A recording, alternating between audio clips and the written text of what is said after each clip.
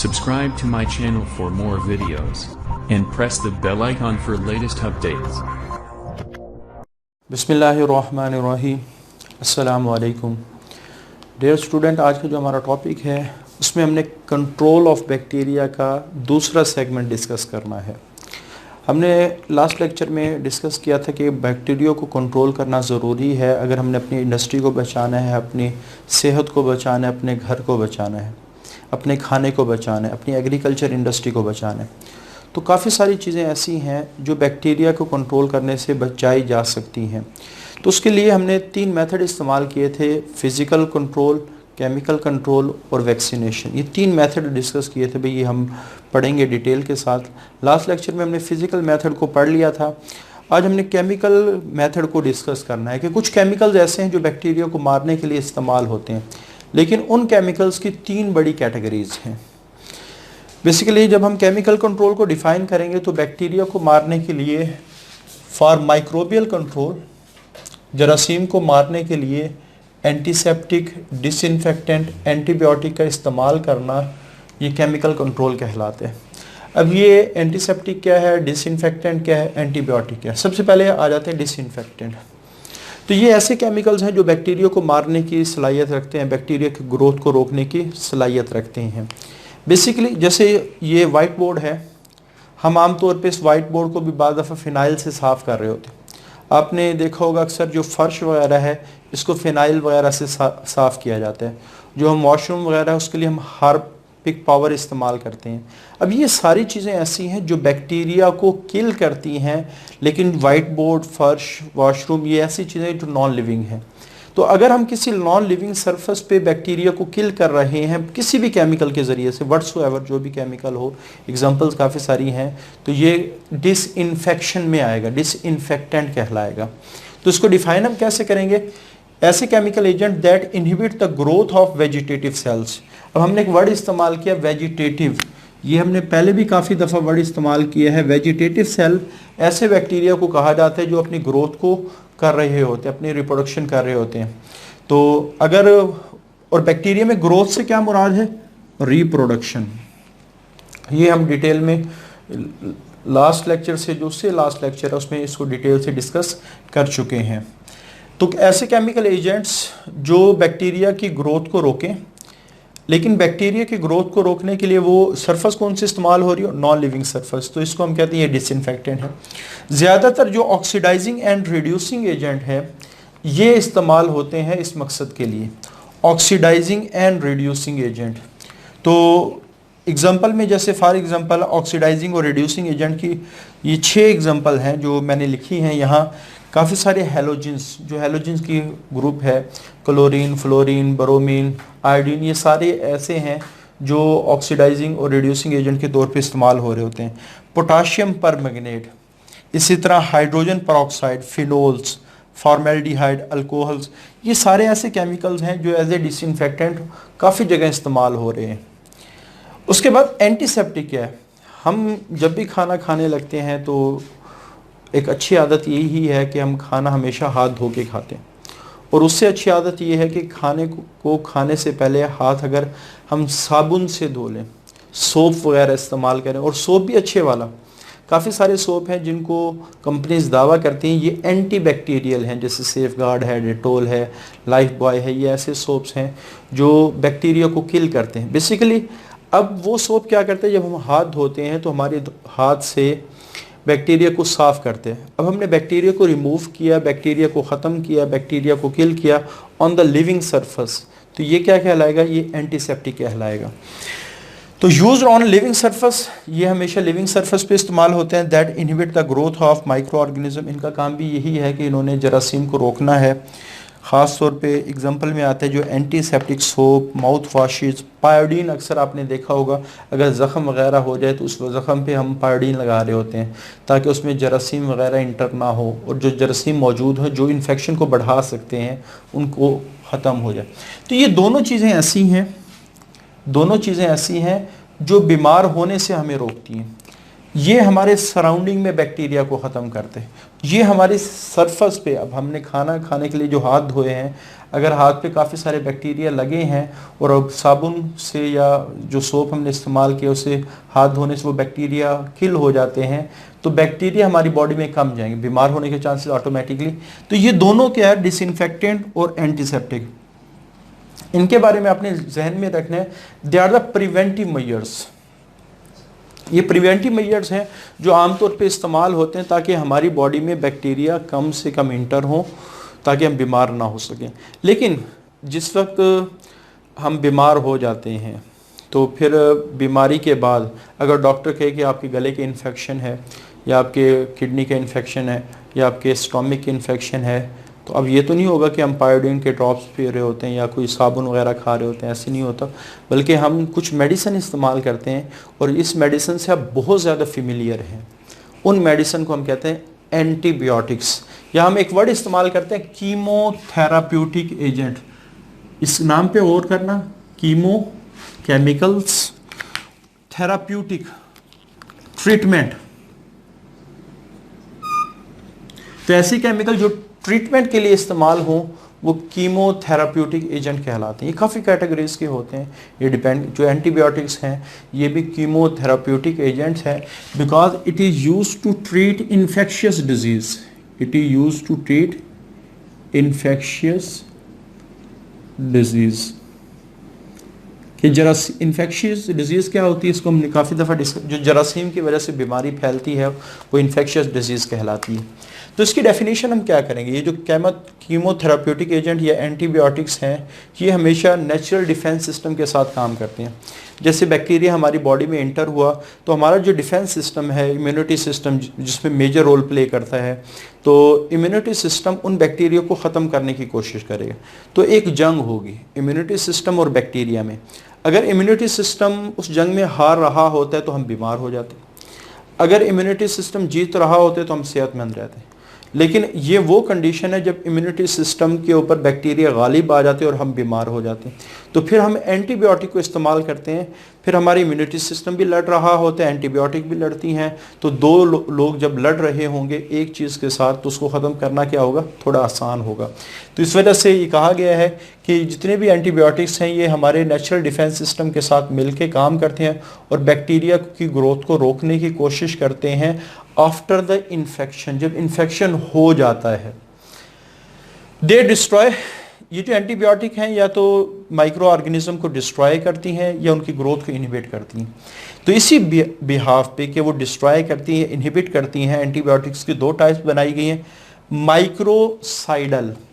तो आपने जहन में रखना है, माइक्रोब जरासीम को कहा जाता है, साइडल मारने को कहा जाता है। कोई भी ऐसा केमिकल जो डायरेक्टली जाके जरासीम को मार दे वो माइक्रोबाइसाइडल का कहलाता है। और कोई भी ऐसा ऑर्गेनिज्म जो माइक्रोब की ग्रोथ को स्टैट कर दे, स्टैट का मतलब क्या, रोकना, स्टेटिक रोकना, तो इसको हम कहते हैं माइक्रोबाइस्टेटिक। तो ये डायरेक्टली किल करते हैं, जैसे टेट्रासाइक्लिन है, पेनिसिलिन, ये एंटीबायोटिक हैं, ये डायरेक्टली किल करती हैं। और जो माइक्रोबाइस्टेटिक हैं ये बैक्टीरियल सेल की रिप्रोडक्टिव कैपेसिटी को रोक देते हैं और बैक्टीरिया की तादाद में इजाफा नहीं होने देते। Maintain the microbial population at constant size, हमेशा बैक्टीरिया की जो तादाद है वो कांस्टेंट है। इसका फ़ायदा क्या होता है, हालांकि ये मारते नहीं है, फिर हमारी बॉडी ठीक कैसे हो जाती है, हमारा जो इम्यूनिटी सिस्टम दिन भर, आप कह सकते हैं with the passage of time bacteria को किल कर रहा होता है।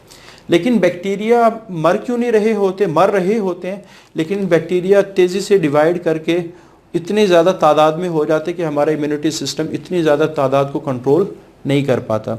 अगर हम ये एंटीबायोटिक दें तो बैक्टीरिया की तादाद रहेगी कांस्टेंट, इधर से हमारा इम्यूनिटी सिस्टम उसको खाना शुरू करेगा, पहले 10 को खाएगा, फिर 20 को खाएगा, फिर 40 को खाएगा, फिर 50 को खाएगा।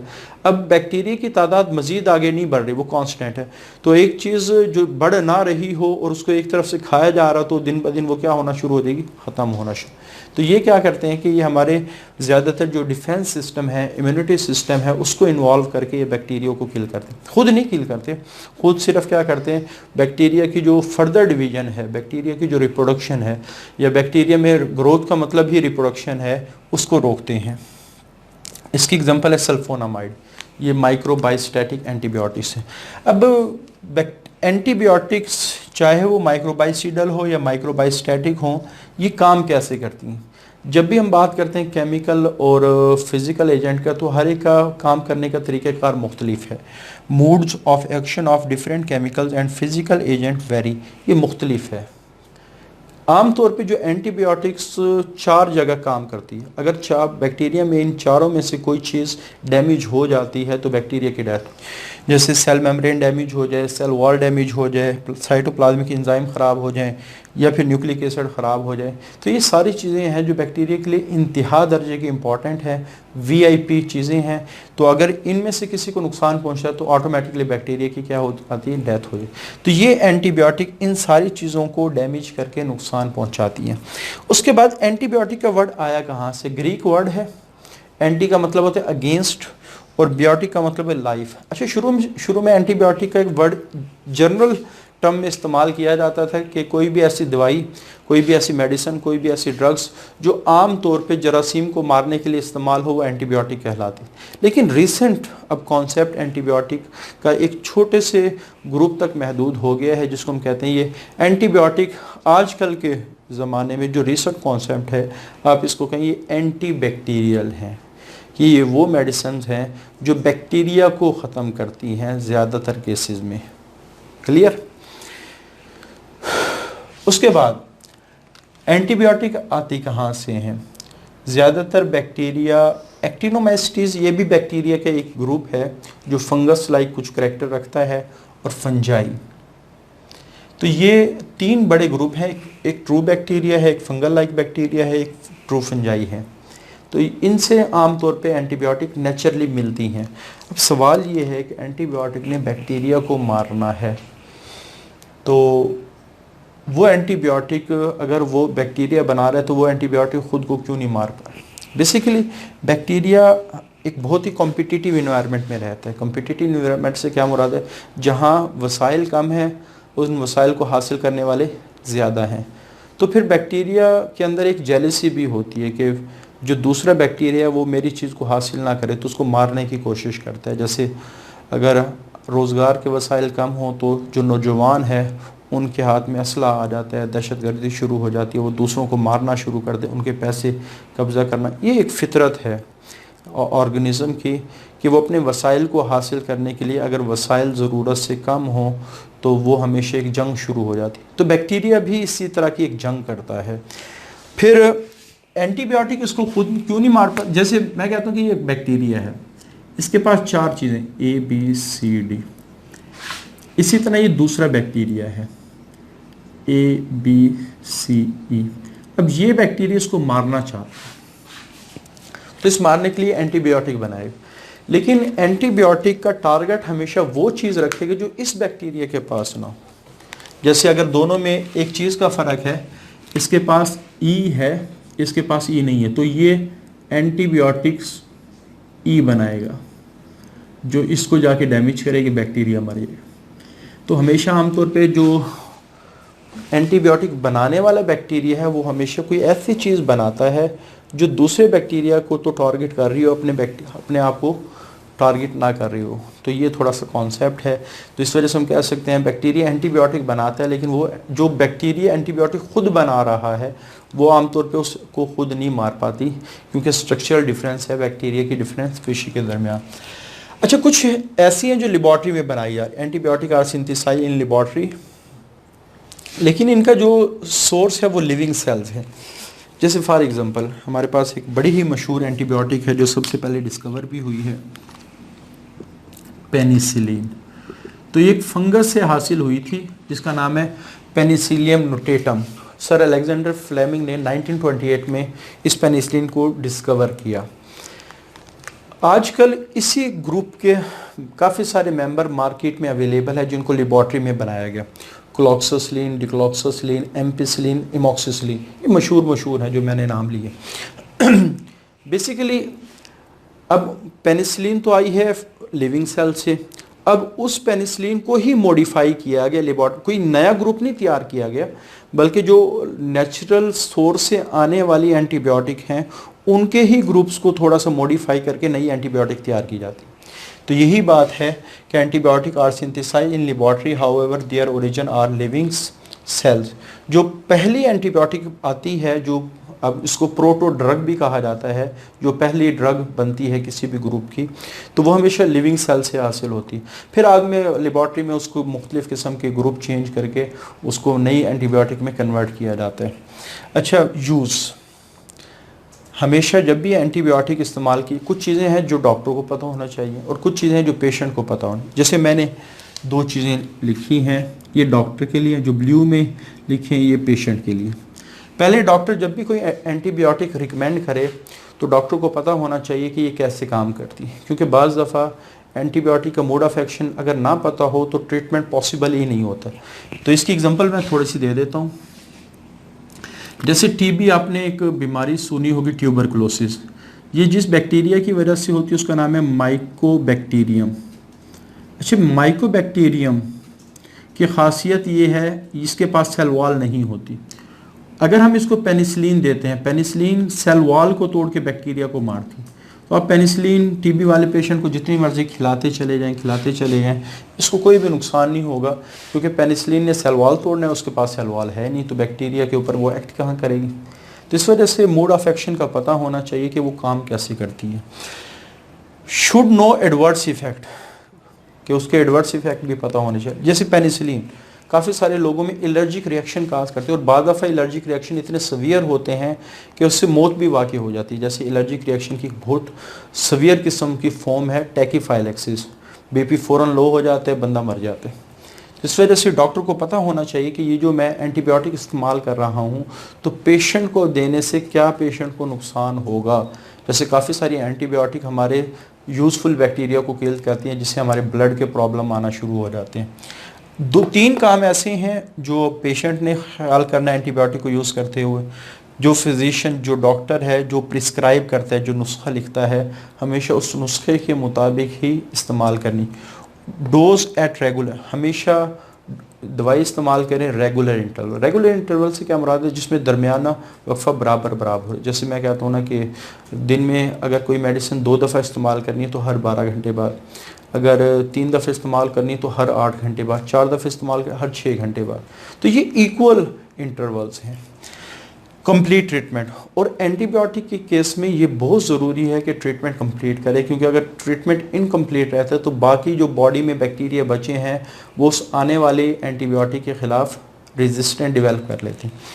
आगे अगर हमने एंटीबायोटिक का ठीक इस्तेमाल ना किया तो क्या हो सकता है। सबसे बड़ा प्रॉब्लम ड्रग रेजिस्टेंट, कि जो एंटीबायोटिक्स हैं अगर ट्रीटमेंट कंप्लीट नहीं करते तो जो बाकी बैक्टीरिया, जैसे मैं कहता हूँ कि मेरी बॉडी में 100 बैक्टीरिया थे जिन्होंने डिजीज़ काज की, मैं 2 दिन मेडिसिन खाता हूँ। वैसे एंटीबायोटिक की जो लेस डोज़ है, जो सबसे कम डोज़ है, वो कम से कम 3 दिन है, कि 3 दिन से कम एंटीबायोटिक की डोज़ इस्तेमाल नहीं करनी चाहिए।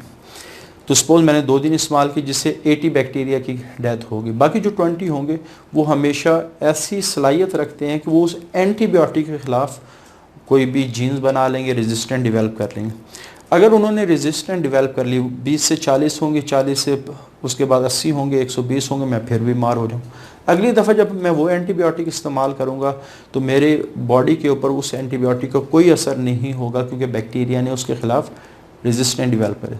तो फिर मुझे महंगी एंटीबायोटिक इस्तेमाल करनी पड़े। तो दिन ब दिन एंटीबायोटिक का इलाज महंगे से महंगा होता जा रहा है। उसकी वजह यह है जो सस्ती एंटीबायोटिक थी, जो नेचुरल सोर्स से आ रही थी, उनके खिलाफ बैक्टीरिया ने रेजिस्टेंट डेवलप कर ली। तो इस वजह से हमेशा एंटीबायोटिक का जो इलाज है वो बेहतर तरीके से हमेशा करना चाहिए। और ये खासियत बैक्टीरिया की बड़ी अच्छी भी है, इसको अगर आप ज़िंदगी में अप्लाई कर सकें, कि बैक्टीरिया हमेशा आखिरी दम तक लड़ते हैं, और जो उस पर हमला कर रहा है उसके ख़िलाफ़ वो पूरी कुव्वत से उसको दिफा करते हैं। मैसिव एंटीबायोटिक और बीइंग प्रिपेयर्ड, दुनिया में काफ़ी सारी एंटीबायोटिक जो हर गुज़रता दिन एक नया ग्रुप को बना रहा है एंटीबायोटिक्स के, लेकिन बैक्टीरिया क्या करते हैं, जो नया ग्रुप बनते हैं उसके ख़िलाफ़ भी रेजिस्टेंट। बैक्टीरिया में रेजिस्टेंट अगर एंटीबायोटिक के ख़िलाफ़ हो तो ट्रीटमेंट भी नहीं होगा, ट्रीटमेंट में भी रेजिस्टेंट आना शुरू हो रही, फिर हमें महंगे ट्रीटमेंट की तरफ जाना पड़ेगा। मेटाबॉलिक प्रॉब्लम, चूँकि केमिकल्स हैं और केमिकल्स की खासियत है कि वो बॉडी के किसी भी मेटाबॉलिज्म को इंटरफियर करके डेथ भी हो सकती है। तो हमेशा आप कैसे वो उसको साइड इफ़ेक्ट, तो ये जो साइड इफ़ेक्ट होते हैं ये ज़्यादातर मेटाबॉलिक डिस्टर्बेंसेस की वजह से होते हैं। जैसे फॉर एग्जांपल पेनिसिलिन को इस्तेमाल करें तो एलर्जिक रिएक्शन हो सकता है। मैंने बताया कि बाज़ दफ़ा एलर्जिक रिएक्शन इतना सवेयर भी होता है कि उसकी डेथ हो सकती है। डेफनेस एक मेडिसिन है जिसका नाम है स्ट्रेप्टोमाइसिन।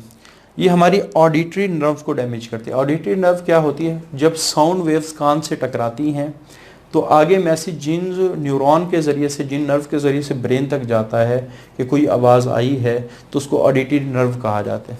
तो अगर वो दरमियान में डैमेज हो जाए तो ब्रेन तक मैसेज ही नहीं जाएगा। जब तक ब्रेन तक मैसेज नहीं जाएगा तो हमारी जो वॉइस की रिकग्नाइजेशन, आवाज़ की जो पहचान है वो पॉसिबल ही नहीं, इंसान बहरा हो जाएगा। तो डेफनेस कहते हैं बहरे होने को। तो स्ट्रेप्टोमाइसिन उस नर्व को डैमेज करती है जिसने साउंड वेव्स को हमारे ब्रेन तक लेके जाना है।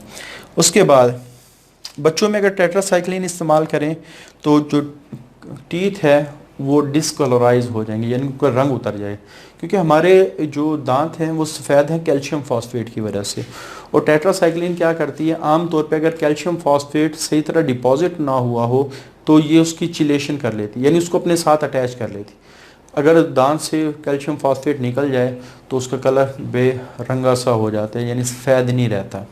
तो बच्चों में अभी चूँकि डेपोजिशन हो रही होती है, अच्छी खासी डेपोजिशन नहीं होती, हार्ड डेपोजिशन नहीं होती, इस वजह से टेट्रासाइक्लिन जो दांतों का कैल्शियम उसको निकाल के वो बाहर लेके जा सकती है। तो ये हमारा केमिकल कंट्रोल का टॉपिक है।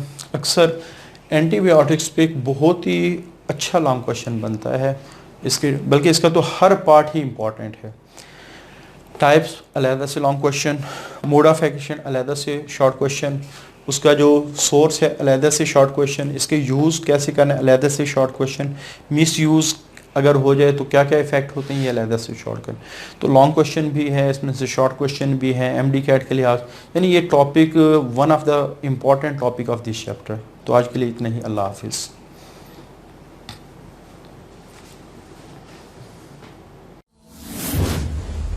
Subscribe to my channel for more videos and press the bell icon for latest updates.